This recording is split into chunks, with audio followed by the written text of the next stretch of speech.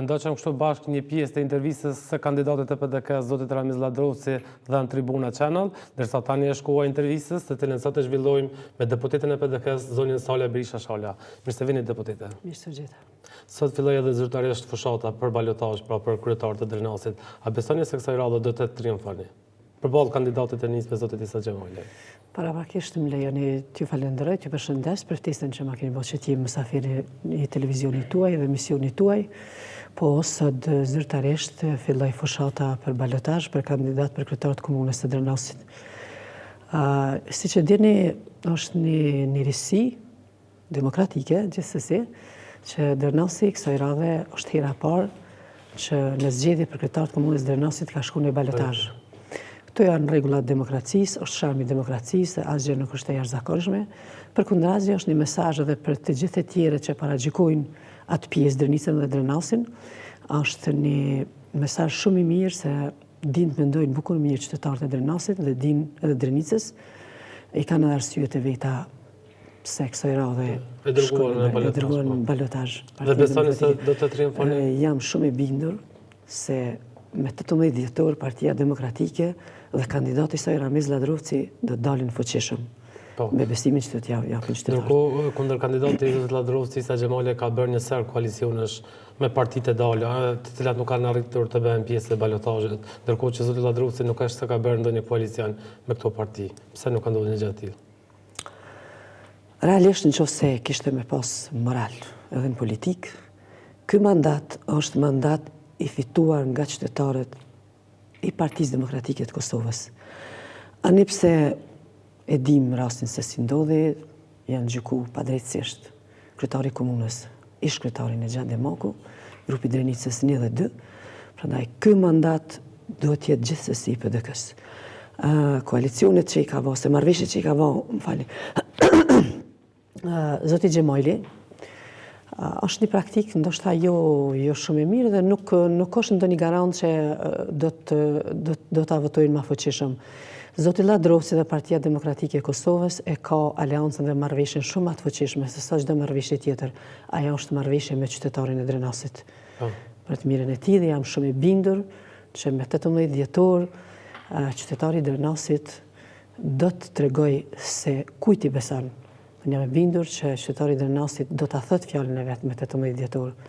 Në zgjedhjet e fundit, pra në zgjedhjet e 4 dhjetorit morët 45%, të cilat ishin pamjaftueshme për ta shmangur balotazhin. Ku synoni të fitoni vota të tjera? Te cili elektorat? Realisht unë sot po vije prej andej, prej hapjes zyrtare të fushatës dhe kam kontaktuar me qytetarëve që veç, po dhe me grupe të caktuara. Me 4 dhjetor qytetarët e Drenasit nuk kanë dalë të gjithë në zgjedhje. Po, ishte pak mbi 40% pjesëmarrja. Po, ishte shumë pak. Dhe në biseda me ta, jam e bindur se tani ata që s'kanë dalë në zgjedhje janë votues të PDK-s dhe do të dalin, do të arrisin këtë përqindje, po dhe ata të cilët e kanë hedhë ndonjë votë, ndonjë kandidat tjetër, ndonjë subjekti tjetër apo të pavarur, ata tani veçme janë të bindur se duhet t'i besojnë Partisë Demokratike të Kosovës, edhe i besojnë dhe ne do të fitojmë bindshëm. Po.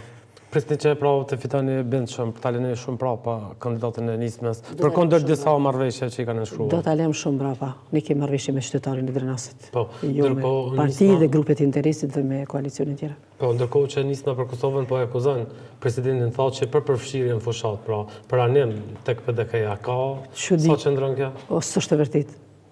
Po më befason s'është e vërtet. Asnjëherë zoti thotë që nuk është pa në atë pjesë. As që ka përmend dikush bilin këtë fushat. Kanë thonë, madje kanë thonë se mund të dërgojnë edhe kushtetuese. Ata mund të bojnë çka do ekzibicione tjera, po kjo nuk është një vërtet dhe humsit, kur e ndjejnë humbjen, planifikojnë të bojnë masandej të gjejnë alternativa tjera, rrugë tjera që ta pengojnë procesën. Unë jam shumë i bindur se Drenasi në Drenas nuk do të zbatohet ngërç i vitit 2014, sikurse që ka ndodhur në zgjedhje parlamentare dhe Kosova ka shku shumë rapa me atë ngërç 6 mujor dhe tani në një farforme një ngërç i tillë në miniatur ka provu të shkojnë në Drenas, po qytetari me 18 dhjetor do t'ja tregoj se cilit vendin e vet. A prisni që të shpersohet gjuha mes PDK-s dhe nismas në këto ditë të mbetura? Nuk më merr mendja sepse PDK është shumë e motor gjatë fushatës, banë fushatë pozitive, i fton qytetarët e Drenasit t'i besoj projekteve të cilat i ka parapas zoti Ladrovci gjatë po mendon gjatë mandatit tjetër, sepse kjo është një gjysmë mandat dhe nuk mund ndryshoj diçka në ato projekte që janë miratuar më herët nga Kuvendi Komunal. Të tjerët mund bëjnë edhe më herët, janë mundu që ta frustrojnë qytetarin andaj dhe të mirën me apostrofime të individëve, të partive, me fushata negative. Mirë, po kjo është më e mira sepse qytetarët tonë në Drenas në Kosovë nuk e dëshirojnë dhunën, gjuhën e dhunës. Dhe mirë, po kjo ndodhi realisht në ditën e zgjedhjeve. Po të njësër komunikatash ku PDK akuzonte Nismen për presion mbi votuesit, shantazh, ndërsa edhe Nisma akuzonte me të njëjtën monedhë PDK-n pra për ditën e zgjedhjeve. Sa mund t'i kontriboj kjo tash fushatës së balotazhit? Ma mërmenja se ne gjatë takimeve me qytetar, asnjëherë nuk ju kemi paraqit, nuk ju kemi ofru, nuk ju kemi servu çështje të dhunës, çështje të negativitetit dhe ma mërmenja që do të shkoj në mënyrën më të mirë të mundshme. PDK-ja nuk ka pas është dashur gjithsesi që të bëj reagimet për shkak të shpifjeve që i ka bëu më herët Nisma drejtu komisionerëve dhe individëve caktuar të dilën me 4 dhjetor që ishin shpifje të pabazume, kërcënime se do t'i çojmë do t'i padisim me kështu me radhë, po ato veç se s'kan arrit as ta dokumentojnë një gjë të tillë, sepse s'ka pas gjërat e tilla. E kanë gjithë thellë humbjen dhe tani për ata ka qenë pak çudi se as në këtë përqindje që kanë ardhur nuk e kanë prit, se kanë qenë shumë vetëdijshëm që nuk do t'i beson qytetari Drenas. Edhe pse me krahasu me zgjedhjet e fundit lokale, ata kanë rënë. Ndërsa si e keni parë si deputet e Kuvendit të Kosovës ndërtimin e murit në Mitrovicë, në veri pra e cilën ndan në 2 qytetin e Mitrovicës? Si e kemi pa.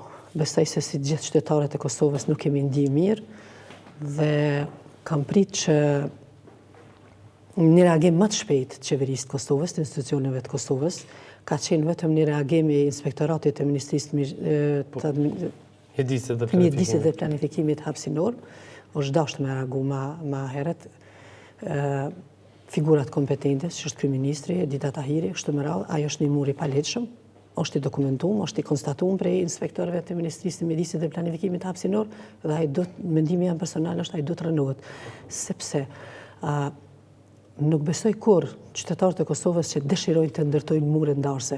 Aq më tepër në Kosovë ka qenë rast sui generis që urat jetë unë ndarëse. Gjithkund botë urat janë unifikuese, bashkuese, këtu kemi pas ura ndarëse.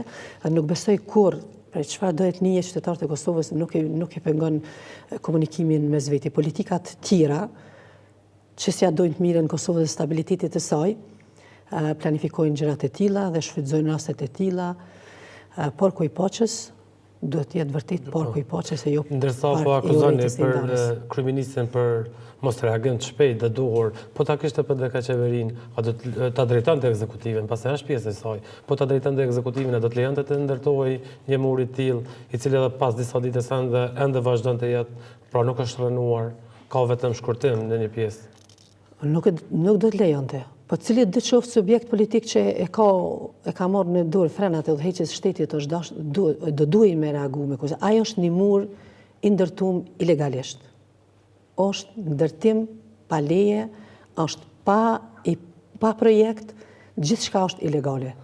Dhe nuk është dashur me lau kaq gjatë me qenë qaq frustruar dhe qytetarët e Kosovës, po me lau me impliku edhe mekanizmat ndërkombëtar në këtë rast.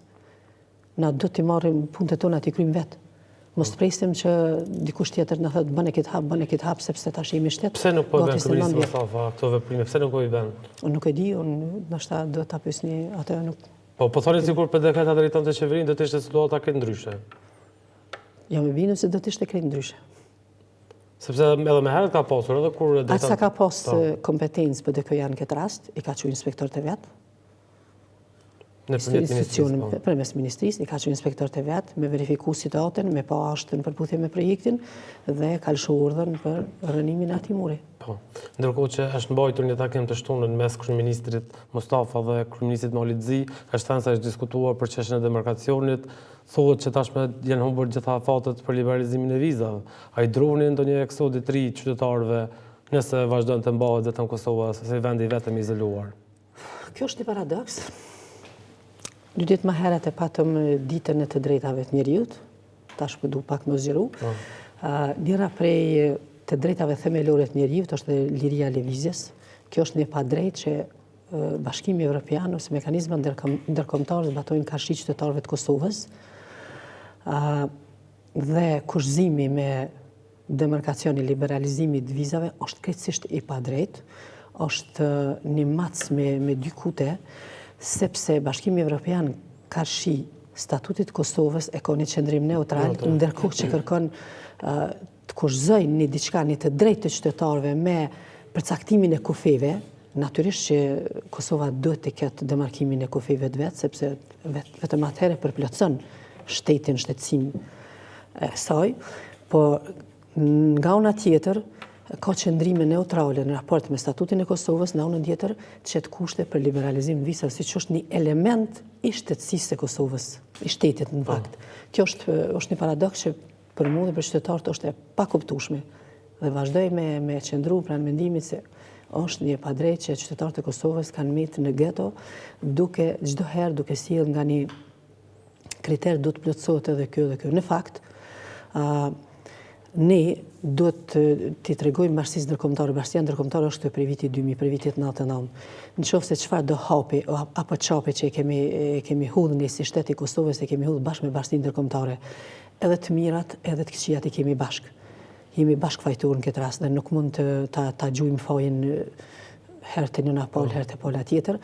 Edhe Kosova ka qenë më herët pjesë e ish-Jugosllavisë, përderisa të gjitha ato republika që kanë qenë pjesë e ish-Jugosllavisë veç e kanë marrë më herët liberalizimin e vizave, është krejtësisht e pakuptueshme pse vetëm Kosova mbetet e izoluar. Çka do nëse edhe këtë vit nuk ka liberalizim të vizave? Kush duhet ta marrë përgjegjësinë për këtë gjë? Pasi qytetarëve u është premtuar në vazhdimsi se në fund vitit do të lëvizin lirshëm. Unë nuk kam përgjigje, po nuk dëshiroj që të shoh eksodin e 2014-s. Absolut. Ndërsa krejtësisht për fond flasim për çështjen e buxhetit, është paralajmëruar se do të jetë në seancën në javën e kaluar në seancë, mirë por nuk është mbajtur javën e kaluar asnjë seancë. Kur presni që do ta bëni shurtimin e parë të këtij projekti ligji? Atë sa e diu ne janë duke punu grupet punuese që mirën me buxhet. Unë jam pjesë një komisioni tjetër për zhvillim ekonomik, jam pjesë e asaj, janë duke punu me harmonizu qëndrimet, me parafru dhe besoj se shpejti duhet vijë në seancë buxheti. Pasi është paralajmëruar se javën e kaluar do të shurtojë, mirë po nuk ndodhi një gjë e tillë. Po më një më merr se ndodhen edhe ngjarje tjera, bie fjala kryeministri ishte në Malzi, Muri e kështu me radhë. Çështje më urgjente, cilat merr energji, merr kohë. Do të presim nëse gjatë kësaj jave do të mblidheni për të diskutuar, pasi po mblidheni shumë rrallë deputete. Nuk është se po mbani seanca të shpeshta, edhe ato kur po mbani, disa nuk po janë aktiv, nuk po votojnë ligjet, po shkryhen realisht një legjislaturë jo fort e zgjatshme për të punuar. Kjo është reflektim i fillimit nga 9 qershori vitit 2014 e Gjermetani që po na përcjell vazhdimisht institucionin më të lartë ligjvendës, Parlamentin e Kosovës, aty ngërçet po përcillen deri tani ju e dini se mas ngërçet kanë ndodhur pastaj edhe raste tjera të pakëndshme që i kanë dhënë një hije dhe një shije të keqe vendit tonë. Deputete, faleminderit shumë që ishit në Fakt Plus. Faleminderit juve.